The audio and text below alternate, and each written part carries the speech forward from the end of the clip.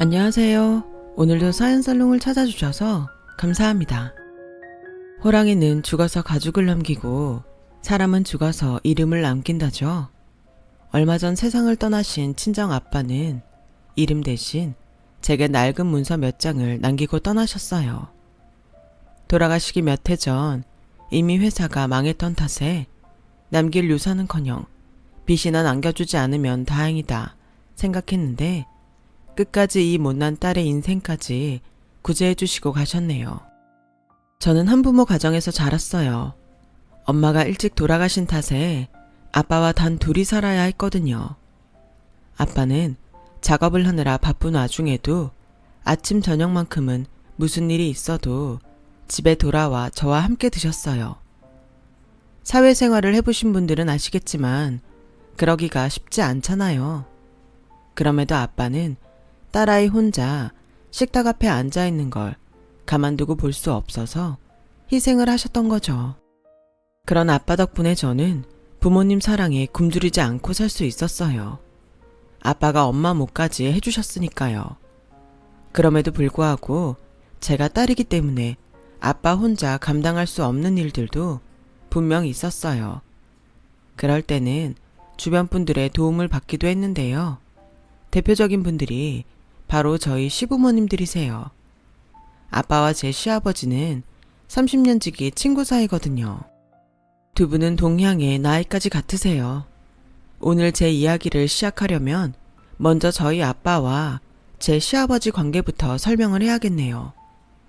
두 분이 처음 만난 건 아빠가 막 회사에 취직한 20대 후반대였어요.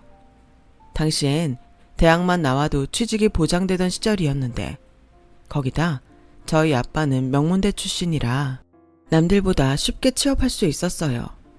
졸업하자마자 꽤 이름 있는, 그러니까 지금으로 치면 대기업에 입사한 거죠. 하지만 아무리 명문대생이라고 해도 학업과 실무는 천지 차이잖아요. 그래서 아빠는 입사 후 한동안 엄청 고생을 하셨대요. 그 모습을 보다 못한 한 선배가 책상 앞에서 고민할 시간이 있으면 직접 현장에 가서 발로 뛰어 얻으라는 조언을 해주었대요. 그래서 그날부터 공장에 직접 달려가 실무자들 옆에서 현장에 돌아가는 상황을 파악하게 된 거죠. 그때 마침 공장에 막 취직해 일을 배우던 제 시아버지를 만난 거예요.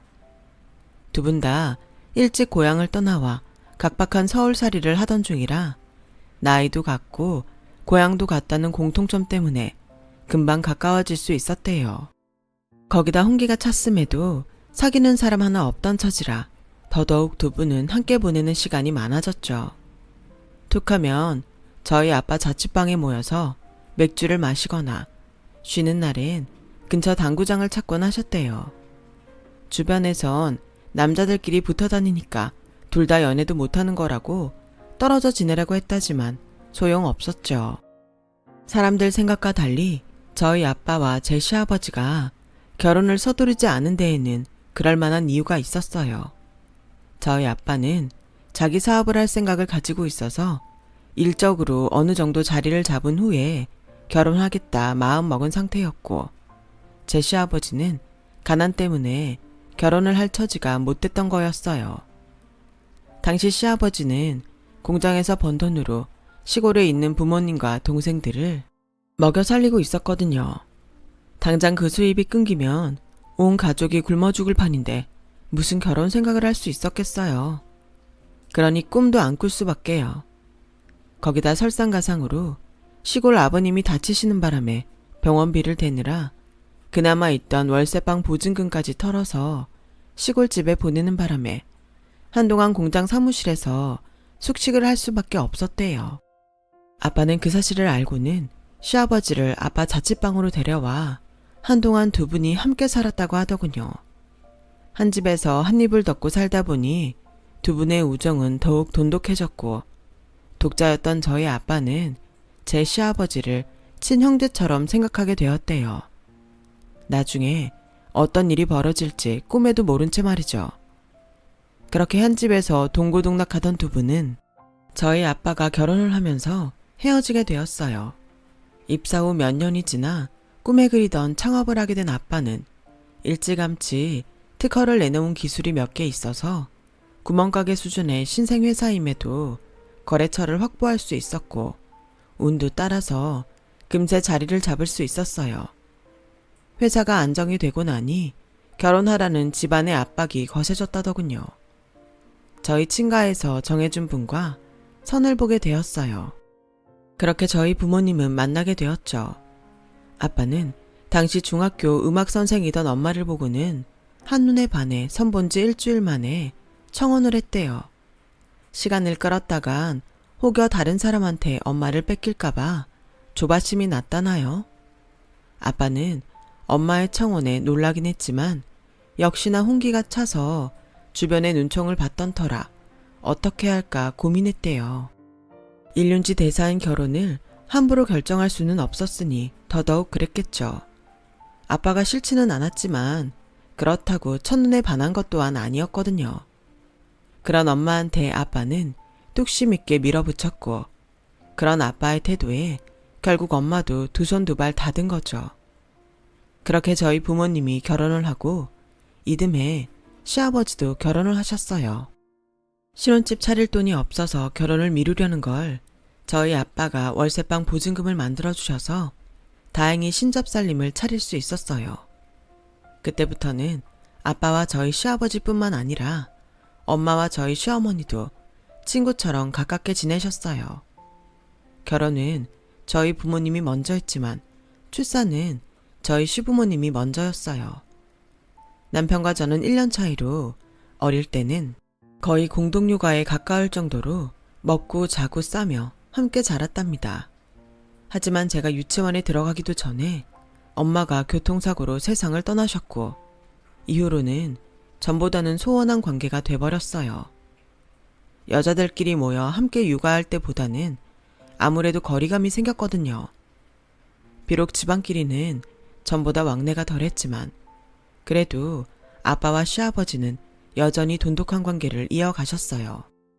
시아버지가 다니던 공장을 그만두고 독립을 했을 때도 아빠가 회사 하청업체까지 시아버지 공장으로 바꿔줄 정도로 챙기셨거든요. 덕분에 시댁 살림도 피기 시작했고 몇 년 뒤 집을 사서 지금의 집으로 이사를 하게 되었어요. 여기까지가 아빠와 시아버지 그리고 저의 성장 스토리예요. 이때까지만 해도 아빠와 시아버지는 서로 사돈지간이 될 줄은 꿈에도 모르셨을 거예요. 저랑 제 남편도 그랬으니까요. 초등학생 때까지는 그래도 가족끼리 종종 만나 여름 휴가도 같이 가고 모여서 밥도 먹고 그랬지만 사춘기가 되고부터는 서로 어색해서 만나도 대면대면 굴었거든요. 그렇다 보니 점점 가족끼리 만나는 자리도 차츰 줄어들었고 아빠들끼리만 밖에서 만나곤 하셨어요. 그러다 남편과 재회를 하게 된 건 입사 2년 차 때 사수와 신입교육을 맡게 되면서였어요. 명단에 적힌 이름을 보는데 그중에 낯익은 이름이 있더라고요. 그리 독특한 이름이 아니라서 동명이인일 거라 생각했는데 막상 얼굴을 보니 남편이 맞더라고요. 남편은 저를 보자 반가움과 묘한 감정이 교차하는 듯 했어요. 나중에 그러는데 원서를 넣은 곳 중 2군데에 붙었는데 일부러 제가 있는 회사로 들어왔다더군요. 저보다 연차가 낮은 건 알지만 그래도 한 공간에 있고 싶었대요. 오래전부터 저를 짝사랑했지만 워낙 사는 형편이 차이가 나서 고백은 꿈도 못 꾸고 있었다네요. 그러다 직장이라도 같이 다니면 제가 자기를 쳐다봐 주지 않을까? 고민 끝에 내린 결정이었죠. 그리고 남편의 그 결정은 적중했어요. 남편이 같은 회사에 입사하고부터 저도 자꾸 신경이 쓰였으니까요. 눈에서 멀어지면 마음에서 멀어진다고. 하지만 반대로 자꾸 눈에 들어오니 마음도 가까워지게 되더라고요. 게다가 남편이 저희 부서로 발령받는 바람에 일적으로도 자주 엮이면서 많이 가까워지게 되었어요. 처음엔 일적으로 지내다가 의도적인 남편의 접근으로 이성적으로도 가까워지게 되었죠.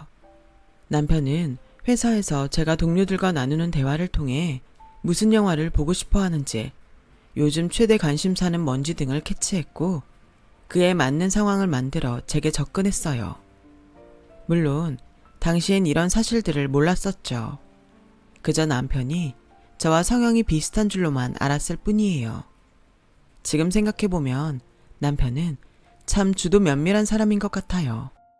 자신이 원하는 걸 손에 넣기 위해 계획하고 오랜 시간 버틸 줄 아는 걸 보면 말이죠. 그리고 그건 시아버지를 닮은 것 같더군요. 물론 나중에서야 알게 된 거지만요. 한 직장에서 같은 프로젝트를 맡아 진행하면서 전후에도 사랑도 싹튼 우리는 재회한 지 1년도 안 돼 연애를 시작했어요. 그런데 막상 부모님들께 말씀드리려니 고민이 되더라고요. 사귀다 결혼까지 가면 다행이지만 혹시라도 중간에 헤어지게 되면 아빠들 사이도 서먹해지지 않을까 걱정이 되었거든요. 그래서 결혼까지 가게 되면 그때 부모님들께 말씀드리기로 하고 일단 연애를 시작했어요. 서로의 어린 시절부터 집안 사정까지 속속들이 아는 사이라 어떤 면에선 자연스럽고 편했어요. 하지만 상대를 너무 잘 안다는 게 때로는 불편하기도 하더라고요. 예를 들어 감추고 싶은 연애사나 학창시절 말썽을 부렸던 것까지 죄다 알려진 상태라 때때로 얼굴이 화끈거릴 때가 있거든요. 영화에서처럼 기억을 지우는 펜이라도 있다면 좋을 텐데 말이죠. 그래서 서로의 과거에 대해서 묻지 않기로 룰을 정했어요. 창피한 기억은 서로 잊어주기로요. 그렇다고 있었던 일이 없던 일이 되는 건 아니었지만요. 아무튼 직장에서도 집에서도 우리의 연애 사실을 아는 사람은 아무도 없었어요. 그렇게 비밀 연애를 2년 동안 지속하던 우리는 어차피 할 결혼이면 빨리 해서 남들보다 일찍 자리를 잡자 생각하곤 부모님들께 교제 사실을 말씀드렸어요. 시댁에서는 쌍수 들고 환영이었고 저희 아빠는 뜨뜻미지근한 반응을 보이셨어요. 아빠, 반응이 왜 그래? 상준 씨 마음에 안 들어서 그래? 아니, 그게 아니라 너무 잘하는 사이에 사돈을 맺는 게 좋은 건지 잘 모르겠어서 말이야. 상준이야, 사람 됨됨이도 괜찮고 능력도 있고 생활력도 있는 녀석이라 사윗감으로 최고지. 어쩌면 그때 이미 아빠는 제게 닥칠 불행을 감지하셨는지도 몰라요. 누구보다도 저희 시댁 어른들에 대해 잘 아는 분이 바로 아빠였으니까요. 결혼 얘기가 나오자마자 시댁에선 당장 상견례 날짜를 잡자고 연락을 해왔어요. 특히 아버님이 좋아하셨죠. 이야, 우리의 40년 우정이 이젠 사돈으로 끝을 맺는구만. 사돈, 딸 걱정은 하지 말게나. 내가 딸처럼 아끼고 보살필 테니 자네도 내 아들 잘 좀 부탁하네. 시아버지는 세상을 다 얻은 사람처럼 그렇게 기뻐할 수가 없었어요. 아빠는 그런 친구한테 도저히 결혼이 탐탁치 않다는 말을 꺼낼 수가 없었죠. 그날 아빠의 표정이 하도 안 좋아서 그게 내심 마음에 걸리더라고요. 그래서 오랜만에 아빠랑 외식을 하며 기분을 풀어드리려고 아빠 회사로 찾아갔어요. 그런데 아빠 회사는 온데간데 없고 그 일대에 아파트 단지가 들어서 있지 뭐예요. 막바지 공사가 한창인 아파트 입구엔 공사 일자가 적혀 있었어요. 4년 전부터 공사가 진행됐더라고요. 공사장 인부를 붙잡고 전에 여기 있던 회사는 어떻게 됐냐고 물었더니 망해서 부지를 팔고 나갔다는 거예요. 그러니까 아빠 회사는 제가 취직하던 해 이미 문을 닫은 상태였단 얘기였죠. 그럼 그동안 아빠는 어디서 무엇하고 계셨던 걸까요? 매달 생활비라고 주셨던 돈은 어디서 만드셨던 걸까요? 모든 게 뒤죽박죽 돼버려서 도무지 생각을 할 수가 없었어요. 딸이라는 게 연애하는 데 빠져선 아빠가 어떤 상황에 처해 있는지도 모르고 살았다는 게 그렇게 죄송할 수가 없었어요. 평생 아빠 그늘에서 편하게 살았던 제가 너무 한심하고 화가 났어요. 그래서 아빠한테 전화를 했더니 우리 딸 무슨 일이야? 아빠, 회사지. 어디긴 어디야. 왜? 퇴근길에 뭐 사다 줘? 아빠는 일부러 밝은 목소리로 아무 일 없는 듯 거짓말을 하시더군요. 그래서 차마 오늘 본 얘기는 못하고 오늘 일찍 들어오시라고 고등어 사다 맛있게 구워 놓을 테니 저녁 드시지 말고 바로 오시라고 말하곤 끊었어요. 그리곤 버스 정류장까지 걸어가는 내내 길거리에서 펑펑 울었어요. 그러다 내가 이러면 아빠가 더 힘드실 거란 생각에 눈물을 닦고 마트에 들러 아빠가 좋아하시는 고등어를 한 손 샀어요. 집에 도착한 저는 그릴에 고등어를 굽고 된장찌개를 끓여서 저녁상을 준비했어요. 그리곤 아무 일 없는 것처럼 밝은 얼굴로 퇴근하는 아빠를 맞았죠. 늘 그래왔듯 아빠의 양복 상의를 받아들곤 옷장에 넣었고 오늘도 수고 많으셨다 말씀드리곤 어깨를 주물러 드렸어요. 오랜 시간 가장의 무게를 이 어깨에 지고 살아오신 아빠가 새삼 대단하고 가엾게 느껴지더군요. 유일한 가족인 딸한테까지 그동안 말도 못하고 혼자 속으로 앓으셨을 아빠를 생각하니 눈시울이 젖었어요. 그래서 얼른 눈물을 훔치고 나와 저녁상을 차렸어요.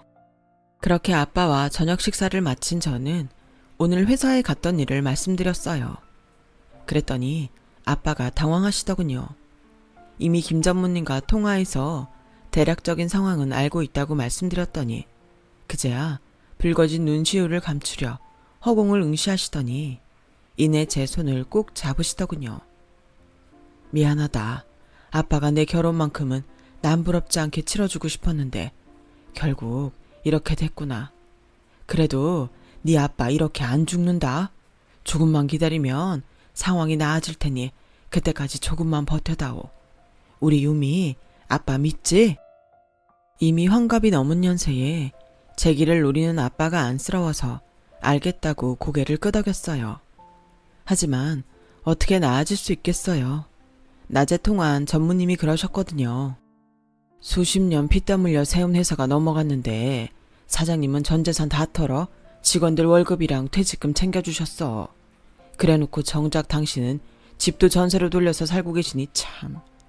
그리고 알고 있나 모르겠는데 사장님 요즘 세차장에서 일하신다. 퇴직한 전 직원이 일하는 세차장인데 거기서 일당 받고 일하신다더라. 나도 얼마 전에야 소식 듣고 알았어. 퇴사할 때 전 직원 퇴직금 정산까지 문제없이 해결해 주시길래 그래도 어느 정도는 여유는 있으신 줄 알았는데 본인 전 재산 다 털어서 해주신 건지 누가 알았겠니. 이런 상황에 제기라니요. 턱도 없죠. 그런데도 아빠는 희망을 잃지 않는 모습이었어요. 얼마 뒤 상견례를 하게 되었어요. 시댁 식구들은 마치 축제에 온 것처럼 들떠 보였어요. 저와 아빠는 밥 빌리러 온 흥부처럼 그들의 눈치만 볼 뿐이었죠. 한창 분위기가 무르익자 시아버지는 신혼집 얘기를 꺼내셨어요. 사돈, 신혼집은 어떻게 하는 게 좋을까? 우리 형편대로 하자면 20평대 빌라 전세 정도밖에 안 되는데 아무래도 그런 데는 유미한테 무리겠지? 내심 저희 쪽에서 집을 해주길 바라는 눈치더라고요. 형편에 따라 살아야지. 안 그런가? 집 정해지면 말해주게. 혼수를 채워야 하니까. 하지만 시아버지의 기대와 다른 아빠의 대답에 룸 안에는 어색한 기류가 흘렀어요. 그러자 시어머니가 나서서 분위기를 바꾸려 노력하셨어요. 요즘 젊은 애들은 폐물 같은 건 안 하는 추세라고 하더라고요. 세트로 맞춰놔봐야 유행도 금방 지나고 촌스럽다나? 게다가 유미 넌 좋은 목걸이며 반지 많잖니? 그래서 말인데 폐물은 그냥 넘어가자. 정 아쉬우면 살면서 상준이한테 해달라 그러고. 네, 그럴게요. 처음부터 폐물을 받을 생각은 없었지만 마치 안 하는 게 국룰인 것처럼 포장하시니 기분이 좋지는 않았어요. 그때였죠. 시아버지가 기대에 가득 찬 눈빛으로 예단비에 대해 물으셨어요. 어차피 일부는 되돌려 보내야 하는 돈이니까 애초에 딱 받을 만큼만 보내는 게 어떨까 하네. 자네 생각은 어떤가? 폐물도 건너뛰고 약소하게 하는 결혼인데 예단비가 필요한가 싶네만. 어차피 자네나 나나 집안 식구도 별로 없으니 친인척 인사는 각자 하는 걸로 하면 어떨까 하네. 그러자 큰일이라도 난 것처럼 호들갑을 떨며 시어머니가 말했어요. 아니, 그래도 예단비까지 생략하는 건 너무 심하지 않나요? 폐물이야. 어차피 안 쓸 거니까 그런다 치지만 예단비는 다르죠. 있는 사람이 더하다더니 너무하시네요. 그렇잖아요. 솔직히 자식이 둘만 돼도 이런 말 안 해요. 하나밖에 없는 자식 장가 보내는데 예단비도 못 받고 하는 게 어딨어요. 집 문제만 해도 그래요. 저희 형편 뻔히 아시면서 이럴 때 그쪽에서 아파트 한 채 주시면 좀 좋아요. 어차피 나중에 유미한테 물려줄 재산이잖아요. 그런데 꼭 이렇게 야박하게 구실 일이냐고요. 정말 서운하네요. 시어머니 못지않게 시아버지도 많이 서운한 표정이었어요. 그러자 아빠가 낮은 한숨을 쉬시곤 말씀을 이어가셨죠. 실은 몇 년 전에 회사 문 닫았습니다. 자네한테는 진작 얘기 못한 건 미안하네. 자네한테 부담 줄까봐 일부러 숨기고 있었네. 회사 정리하면서 그간 일해온 직원들 월급이랑 퇴직금 정산해주고 나니 수중에 남은 돈이 없네. 몇 년만 기다렸다가 식을 올렸으면 지금보다는 제대로 치러서 보낼 수 있었겠지만 현재 형편은 그게 안 될 것 같습니다. 죄송합니다. 회사를 접었다는 말에 시댁 식구들은 하늘이 무너진 것처럼 낙담했어요. 아니, 자네는 그런 일이 있었으면 진작 나한테 말을 할 일이지 이렇게 폭탄 선언을 하는 게 말이 되나? 그리고 내가 무슨 부담을 느낀다고? 아무래도 자네하고는 그 문제도 있고 하니까 내 딴엔 그렇게 생각했지. 그땐 그 말이 무슨 소린지 몰랐는데 알고 보니 돈 문제더라고요. 10여 년 전쯤인가 시아버지가 사고를 치시는 바람에 한때 시댁이 휘청했던 적이 있었어요. 한때 시아버지는 공장 일이 잘 안 되자 도박에 빠져 사셨던 적이 있었는데 그 바람에 저희 아빠 회사 납품 기일을 못 맞춰서 손실을 끼친 적이 있었거든요. 그 바람에 저희 아빠 회사에서는 시아버지 공장과 거래를 끊어야 한다는 얘기가 나왔고 아무리 사장이라지만 아빠가 더는 친구 회사를 감싸줄 수가 없게 된 거예요. 손해 입은 부분은 저희 아빠가 수습을 하는 대신 거래를 끊게 된 거였죠. 그런데 여기까지는 겉으로 드러난 상황이었고 이면에는 다른 문제도 있었어요. 바로 돈이었죠. 거래도 끊긴 데다 시아버지가 도박으로 날린 돈 때문에 공장이 넘어가게 된 거였죠. 그래서 집을 팔아 공장을 잡아야 할 판이었어요. 그때 아빠가 이자 없이 수억을 빌려주셨고 시아버지는 각서와 담보라며 집문서를 내주셨어요. 아무리 친구 사이라지만 돈 문제는 확실히 해야 한다면서요. 각서에는 10년 안에 이 돈을 못 갚으면 집을 내주겠다고 명시해 두었더라고요. 그러니 아빠 입장에선 당신 사업이 망해 생활이 어렵다는 걸 친구가 알게 되면 그 돈을 갚아야 한다는 부담감이 생기지 않을까 해서 일부러 회사 문 닫은 얘기를 안 하신 거죠. 그런데 그날 보니 시아버지는 그 일을 까맣게 잊고 있었던 것 같았어요. 애초에 돈을 갚을 생각이 없었던 사람처럼 말이죠. 그래서 그날 상견례가 끝난 뒤 아빠가 제 시아버지랑 두 분이서 따로 술을 마시며 그 얘기를 했더니 그제야 생각난 듯 눈을 동그랗게 뜨고는 놀라더래요. 그날 밤 술에 취해 늦게 집에 돌아온 아빠는 침통한 표정이셨어요. 아무래도 두 분이 말다툼을 하셨던 모양이에요. 그 일이 있고 일주일쯤 지났을까요? 아침부터 남편한테 전화가 왔더라고요. 회사에서 곧 볼 텐데 말이죠. 전화를 받았더니 남편이 난처한 목소리로 시아버지를 바꿔주더라고요. 시아버지는 다짜고짜 아빠를 바꾸라고 하시며 네 아빠는 왜 그렇게 전화를 안 받냐고 짜증을 내셨어요. 전화를 받은 아빠는 점점 안색이 어두워지셨죠. 그리곤 짧은 대답을 끝으로 전화를 끊으셨어요. 제가 무슨 일이냐고 물었더니 옹졸한 놈 같으니라고. 유미야, 너 이 결혼 후회하지 않겠니? 지금이라도 안 늦었으니까 다시 한번 생각해보는 게 어때? 그래서 무슨 일인지는 몰라도 두 분이 싸웠다고 자식들 혼사까지 그만두라고 하는 건 너무한 거 아니냐고 따졌어요. 그러자 아빠는 잠시 숨을 고르시더니 신혼살림은 시댁의 차리라고 그러는구나. 자세한 건 회사 가서 이서방한테 들어라. 아, 고래 싸움에 새우등 터진다고 아빠들 싸움에 저희만 피해를 보게 됐지 뭐예요. 회사에 가서 남편한테 물었더니 시아버지께서 도저히 전셋집 마련이 힘드시다고 한 몇 년 집에 들어와 살라고 하셨다는 거예요. 전세 보증금이 문제라면 우리가 대출받아서 해결하겠다고 했더니 시작부터 은행 빚지고 살 생각 말라시면서 가풍 익힌다 생각하고 들어와 살라고 하셨대요. 안 그러면 이 결혼은 없던 일로 하시겠다고요. 자기야, 딱 3년만 참고 살자. 따지고 보면 아빠 말이 틀린 것도 아니야. 3년이면 너랑 나랑 최소한 몇 천은 모을 거 아니야. 이자도 안 내고 돈도 모을 수 있으니까 우리 그렇게 하자. 응? 솔직히 싫었어요. 우리 집이 망하지만 않았다면 당장 아빠한테 말해서 전셋집 하나 구해달라고 부탁하고 싶은 심정이었죠. 하지만 혹여 제가 그런 말을 꺼낸다면 당장 아무것도 못해주는 아빠 심정이 어떻겠어요. 그래서 어금니를 꽉 꿰물고 그래, 한번 살아보자 결심했죠. 결혼을 앞두고 아빠는 혼자 큰 집에서 살기 불편하다시며 작은 전셋집을 얻어 이사를 하셨어요. 제 짐은 시댁 남편 방으로 들어갔고요. 집도 좁은데 시부모님의 시동생까지 총 5식구가 복잡거리고 살려니 생각만 해도 한숨이 났어요. 그렇게 40년 우정에 금이 가며 치룬 결혼식이 끝나고 본격적인 10월드 입성을 하게 되었죠. 사람 사는 게 다 거기서 거기 아니겠냐 생각했는데 거기서 거기까지의 거리가 제 생각보다 아주 멀더라고요.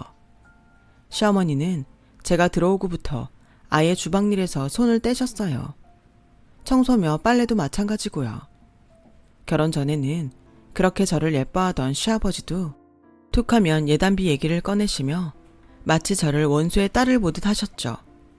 시동생은 밖으로 도느라 집안일엔 관심도 없었고요. 처음엔 제 기분을 맞춰주려고 무지 애를 쓰던 남편도 시간이 지나자 마치 나와 방만셔에 사는 룸메이트처럼 제 일에 무관심했어요. 이런 게 결혼 생활인 줄 알았다면 절대로 하지 않았을 텐데 후회하며 하루하루 버텨나가고 있었죠. 그러던 어느 날이었어요. 회사 사람들이랑 점심을 먹고 오는데 아빠한테 전화가 왔더라고요. 아, 신 사장님 따님 휴대폰이죠. 전 세차장 사장인데요. 신 사장님이 방금 쓰러지셨어요. 뙤약볕에 장시간 세차 일을 하시다 탈진하셨는데 숨을 쉬지 않는다며 당장 병원으로 와달라고 하더군요. 급하게 병원으로 달려가 보니 이미 아빠는 세상을 떠나셨더라고요. 장난인 줄 알았어요. 주말에 제가 집에 갔을 때만 해도 멀쩡하던 분이 죽었다뇨. 당장이라도 눈을 뜨고 제 이름을 불러주실 것 같은데 말이에요. 뒤늦게 소식을 듣고 달려온 남편은 황망한 저희 아빠의 죽음에 말을 잇지 못했어요. 장례식 내내 무슨 정신으로 버텼는지 모를 정도로 저는 정신을 차릴 수가 없었어요. 더 이상 아빠가 세상에 없다는 생각을 하자 현실을 부정하고 싶었거든요. 남편이 옆에 서 있는데도 저 혼자 허허 벌판에 서 있는 기분이 들었어요. 나는 이제 정말 고아가 됐구나 싶은 게 눈물만 흐르더군요. 그런데 그런 제 눈물을 단번에 씻어준 사람이 있었어요. 바로 시아버지였죠. 시아버지는 장례가 끝나자마자 저희 친정에 찾아와 조의금 박스부터 찾으셨어요. 그리곤 100만 원씩 다발로 묶여있는 돈 중 10다발을 종이봉투에 넣으시곤 이건 니들 결혼할 때 못 받은 예단비라고 생각해라. 아무리 생각해도 예단비 못 받은 게 자꾸 마음에 걸려서 안 되겠더라. 네 아빠 그렇게 보내고 경황 없을 테니 한동안 여기서 지내도록 해라. 안 사람한테는 내가 말해두마. 아버님, 지금 뭘 하시는 거예요? 저희 아빠랑 40년 지기 친구 아니세요? 그런데 어떻게 친구 죽자마자 조의금부터 가로챌 생각을 하세요? 장례식에 빈손으로 오신 건 가족이니 그런가 보다 넘길 수 있어요. 하지만 조의금까지 손대실 줄은 정말 몰랐네요. 그깟 예단비가 친구보다 더 중요한가요? 그런 거냐고요. 나라고 이러고 싶어 이러냐? 애초에 이 담배 안 주고 입 닦은 건 네 아빠 아니냐?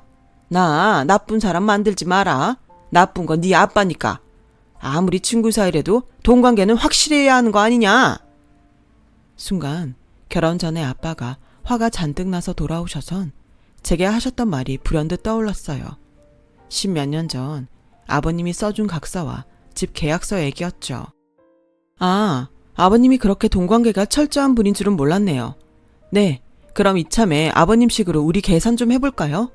정확히 12년 전에 아버님이 집담보로 저희 아빠한테 빌려가신 3억 5천만 원.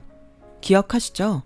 10년 안에 그 돈 못 갚으면 집이라도 대신 주겠다고 계약서까지 가져오셨죠. 근데 올해로 딱 12년 됐네요. 아니, 네가 그걸 어떻게 알아? 네 애비가 너한테 그 돈 꼭 받으라고 그러디? 내가 돈 떼어 먹을까 봐. 그리고 그 당사자가 죽은 마당에 이제와 그딴 각서가 무슨 소용이냐? 난 그 돈 못 준다. 받고 싶으면 죽은 네 아빠 데려와. 왜 이러세요? 부모가 죽으면 재산도 채무도 자식이 물려받는 거 모르세요? 전 아빠 재산 포기할 생각 없어요. 그러니까 오늘까지 제 앞에 3억 5천 가져오시던가 아니면 집 비워주세요. 합의는 없습니다. 아, 그리고 아드님한테도 전해주세요. 난 너같이 무능한 룸메이트 필요 없으니까 당장 이혼하자고요. 다 들으셨으면 제 집에서 나가주세요. 그제야 시아버지는 이 싸움에서 자신이 얼마나 불리한 상황인지 눈치를 챘는지 저를 붙잡고 싹싹 빌기 시작했어요. 하지만 이미 바닥까지 다 본 상황에 이깟 사과가 무슨 소용이래요? 이래서 검은 머리 짐승은 돌보는 게 아니라고 했나 보네요. 그동안 저희 아빠가 아버님한테 얼마나 잘해주셨는데 그깟 돈 몇 푼에 인간이기를 포기하세요? 전요, 저희 아빠처럼 마음이 넓은 사람이 아니라서 아버님 같은 사람 근처에 두고 싶지도 않네요. 그러니까 더는 안 보고 살았으면 좋겠습니다. 당장 나가세요. 그날 이후 저는 남편과 이혼을 했고 소송을 통해 시댁 식구들이 살고 있는 집도 뺏었어요. 거기다 결혼 파탄에 이르게 한 시아버지와 그런 상황에도 늘 수수방관했던 남편을 상대로 정신적 피해 보상과 그에 따른 위자료를 청구했어요. 하루가 멀다 하고 회사와 저희 집으로 찾아와 소송을 벌이던 시댁 식구들은 접근금지 명령을 받았죠. 그런 사실이 회사에 알려지자 남편은 부서 이동을 신청했고 남편의 발행과 달리 회사는 남편을 지방 계열사로 보내버렸어요. 그렇게 시간이 흘러 아빠 일주기가 다가왔어요. 저는 회사에 월차를 내고 모처럼 아빠를 위해 상을 차렸죠. 저희가 제사를 지내는 집이 아니라서 거창하게 제사상까지는 아니고 평소 아빠가 좋아하시던 음식들로 상을 차렸어요. 아빠랑 같이 밥을 먹는다는 생각으로 정성껏 준비를 하고 있는데 초인종이 울리지 뭐예요. 문을 열어보니 아빠 회사에서 일했던 직원 몇 분이 찾아오셨더라고요. 제사상에 술이라도 올리려고 왔다고요. 그래서 그분들을 모시고 다 함께 저녁 식사를 했어요. 그런데 마지막까지 아빠와 함께 일했던 전 직원이자 세차장 사장님이 이상한 얘기를 하시더라고요. 분명히 들었어요. 회사 건물에 딸린 공장 부지가 하도 넓어서 팔 때 액수를 깎아주는 대신 거기에 건설될 아파트를 세 채 받기로 했다고요. 계약서에도 명시돼 있다던데. 몇 년 뒤면 입주 시작된다고 그때 되면 따님한테 한 채 주시겠다고 얼마나 좋아하셨는데요. 하필 형편 어려울 때 시집 보내느라 혼수도 부실하게 해서 보냈다고 얼마나 마음 아파하셨는지 몰라요. 혹시 몰라 손님들이 가시고 아빠가 남긴 서류들 중에 건물과 공장 부지를 판 계약서를 찾아보았는데 정말 세차장 사장님 말대로 그런 조항이 있더라고요. 그것도 가장 큰 평수로 세 채나 받기로 했더라고요. 아빠가 몇 년만 참으면 이라고 했던 말의 뜻이 이거였던 거죠. 다음 날 아파트 사무실로 찾아가 담당자를 찾았더니 그분이 안 그래도 수차례 전화를 해도 안 받고 우편으로 서류를 보내도 반송이 되길래 걱정했다면서 65평짜리 세 채를 제 명의로 해주시겠다고 하더라고요. 그 전에 상속세와 이런저런 세금을 납부해야 한다고 해서 변호사를 선임해 일 처리를 했어요. 세 채 중 한 채는 제가 살기로 하고 나머지 2채는 세를 놓기로 했어요. 세금은 이혼하면서 챙긴 돈으로 처리를 했고요. 살아생전에도 딸을 위해서라면 당신 인생도 포기하고 사셨던 아빠는 세상을 떠나신 후에도 이렇게 저를 지켜주셨네요. 비록 40년 지기 친구한테는 배신을 당했지만 그래도 잊지 않고 기일에 찾아주는 직원들도 있고 우리 아빠는 인생을 꽤 잘 사신 분인 것 같아요. 저도 이제부터 아빠처럼 제대로 인생을 살아볼 생각입니다. 제 사연을 들어주셔서 감사합니다. 건강 조심하시고 행복한 오늘이시길 바랍니다. 여러분, 사연 댓글에 응원과 현명한 조언 부탁드려요. 좋아요와 구독은 저에게 큰 힘이 됩니다. 오늘도 좋은 일 가득하세요.